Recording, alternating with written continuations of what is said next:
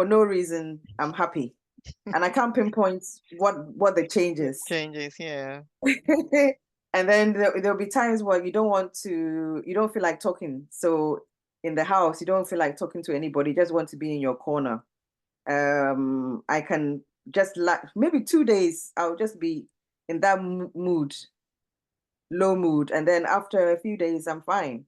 So I wasn't quite sure what it was. But now knowing it's premenopausal symptoms, like I said, it can be years of that. I Yeah. still go through that. I still go through that, whereby, low energy, low mood, no motivation. And I can, if it's my day off, I can just be in my room, sleep till the following day. So Yeah. it's that. Muscle aches and joint pains, not so much. I would not so much unless I've done some strenuous activity. Maybe I'll get some aches and pains.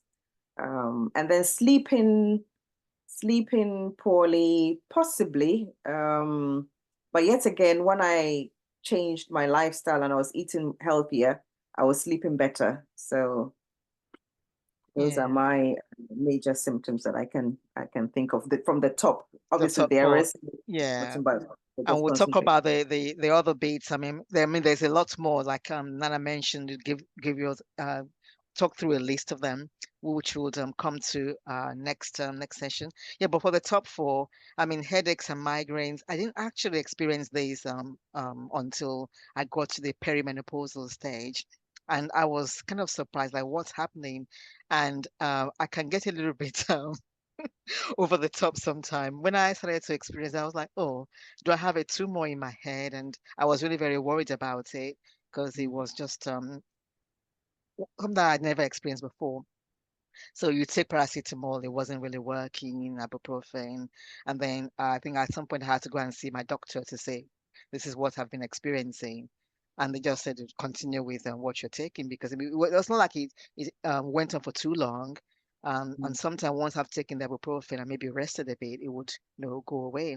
So like you, because everything I knew about menopause prior to getting into that perimenopausal stage was just hot flushes. That's the only thing I was expecting to happen to me, hot flushes.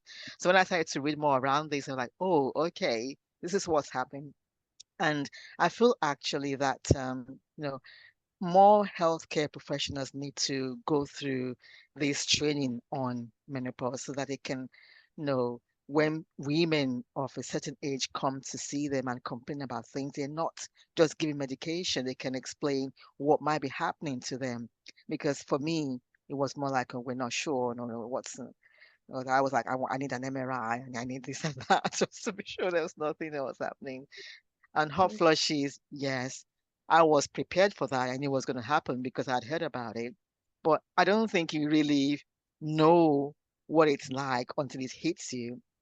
And the thing about this perimenopausal symptoms and menopausal symptoms is just that it's different for everybody.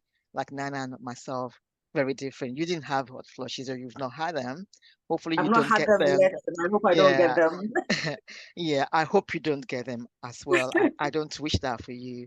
But yeah, you just know, kind of just feel this warmth going through your body. Just could be any time, could be anywhere. And if you're not prepared and not mentally prepared for it, it could really throw you off track. For example, you could be standing giving a presentation and all of a sudden you feel so warm, you feel so hot. What do you do? And thankfully, we've got this dark skin. Our brown skin hides, so we don't, flush and it doesn't show. But you're feeling this heat running through your body. But when you prepare for it, you can try and calm your, excuse me, calm yourself down. Just don't get, because once you start getting anxious, agitated, it just makes it worse. So I learned how to just keep in control. If I've got layers of clothing on, take off my scarf because I live in a very unpredictable climate. Take my scarf off, maybe take a cardigan or something. Just take whatever I can take off. I do just to calm myself down. And sometimes maybe just take a glass of a sip of water. Just do it in a way that actually nobody knows what's going on, but you know. what's going on. And we'll talk more about, how can the workplaces be better for women, maybe in another session, Mm. so that when we're experiencing this, people are maybe more understanding, and we have things in place that will help women to actually, get themselves back to where they feel more comfortable. So the hot flushes sometimes could be related to difficulty sleeping, which I also experienced. So you're feeling very warm. So then it's like, okay, it might be a cold season, but you're still feeling very hot. So then just take the duvet off. Mhm. One thing that I learned from a colleague of mine was who was sharing an experience from she heard from another colleague was that, oh, they would put one leg out of the duvet and one under, and that helped them. So when I started to experience this, I said, okay, let's try this. And it actually did work.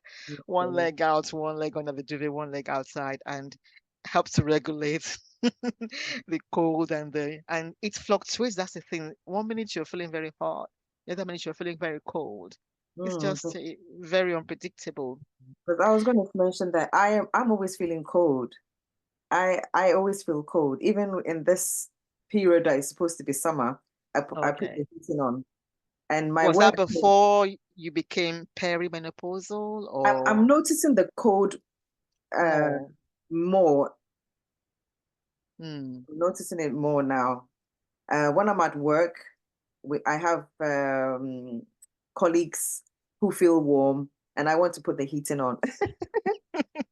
They have the fan on, and I was wearing my jacket, and one of them does tease me. She goes, It's summer, Nana, it's not winter." Yeah, and that's why it's so different for all of us. You experience cold more. I mean, I experience the heat more, and I want the windows to be open when I'm in the office. Like we need to get some air in Yeah. and all that. Yeah, and but yeah, I'll try and keep that a bit short. The muscle aches and joint pains. Wow, that really hit me badly. And I would say maybe the only form of exercise I do on a regular basis is walking. Obviously, walking at a greater intensity, not just walking leisurely. And it came to a point where my joints were really aching. I couldn't bend down at some point. Oh wow. That was some years ago. I couldn't bend down. I was like, what's happening? I'm only so age. Why am I not able to bend? Just and I was really worried about that as well because I thought it was something else. And I went to my GP and talked about it, and I had some physiotherapy sessions. My vitamin D level was low. It's always been a little bit on the low side. I mean, again, being black, living in a country where you don't get a lot of sunshine, you should take some supplements, which Nana will talk about a bit later. And I don't really like taking medicines, even though I work in I work with medicine. I'm not really yeah, I have to need it before I use it. So I had to start taking some vitamin D, some and just making sure that I was still trying to exercise, even though it was very painful, bending down and yeah, it was a challenging period. Like walking up the stairs was difficult for me. So you can imagine being at work and having to climb up the stairs. Thank God for the lifts. Yeah, so that was one thing I didn't really associate with a Menopause. menopausal stage until it happened to me, and I then went to start reading about this phase of life, and I found out that okay, it is not arthritis, it's not anything, it's just this is my estrogen level playing havoc Mm. on my joints and my muscles. Yeah. Yeah, Yeah. Can I ask, when you went to the GP regarding the joints and pains, did he automatically do a blood test for vitamin D levels? no. No, okay. No, it was more like, maybe take painkillers, I think initially, but then when these things were not really working Mm. and not effective, I then I actually insisted that I wanted to go for physiotherapy Mm. because it was very worrying for me. I couldn't really bend and walking was very difficult, very painful. I could hide it, Yeah. people wouldn't know, but it was really painful for me just walking. So it was so eventually I had the vitamin D level test, and then also I had the physio, and those helped. Brilliant. Thank you for sharing your experience. Yeah, so I think we're going to, do you have anything more to add for now, Nana? Not for now, but there's lots more to share in our next session. I hope. Yeah, definitely. I mean, the brain fog and the palpitations, oh my. Those could be very scary, and we will talk about those in our next session. And while we're doing that, there was something you said about the change, and I remembered about this change, this period, this changing period. I remembered watching a sitcom. I think it was maybe 3 or 4 series about the change. That was the title of the sitcom, The Change. And it was a story of this woman who was going through the menopause, no, just perimenopause to menopause. And I found it really interesting because I could resonate, I could relate to it on any level. So if you want to check it out, find out more about the change. I'm not promoting it. I don't know anybody there, but it was actually, interesting to watch, and it made the symptoms a bit made him a bit of a I don't know what word to use, but Identify with it. yeah, it was interesting to watch, and you could like, okay, I'm not going mad, I'm just going through the menopause. So yeah, Brilliant. so thank you for joining us for this, and we hope you would, look out for our next edition. Take care. Bye. Bye.